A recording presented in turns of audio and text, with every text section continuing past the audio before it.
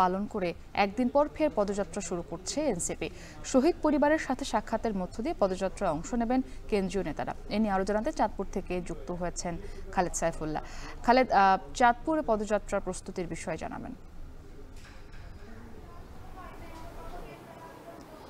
মুক্তি ২৪তম দিনের পদযাত্রায় চাঁদপুর থেকে শুরু করবে এনসিপি। তো পদযাত্রার শুরুতেই শহীদ পরিবারের সাথে তারা বসবেন।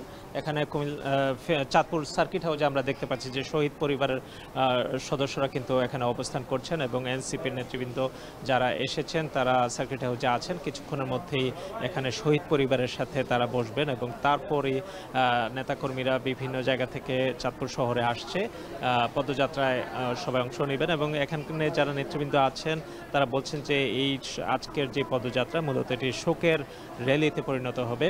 এখানে কেন্দ্রীয় নেতৃবৃন্দের মধ্যে ইতিমধ্যে দক্ষিণাঞ্চলের মুখ্য সংগঠক হাসনাত আবদুল্লাহ, নাসিরউদ্দিন পাটোয়ারি, সামান্তা শারমিন সহ বেশ কয়েকজন কেন্দ্রীয় নেতৃবৃন্দ এখানে অবস্থান করছেন।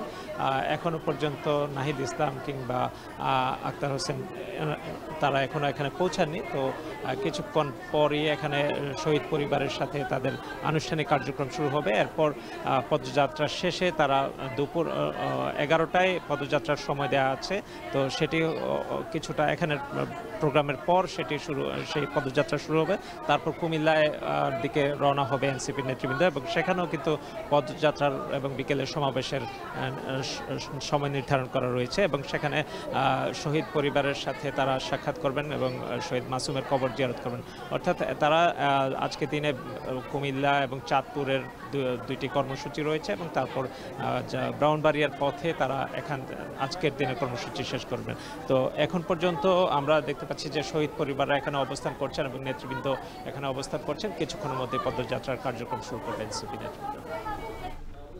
খালেদ সাইফুল্লাহ যুক্ত ছিলেন চাঁদপুর থেকে।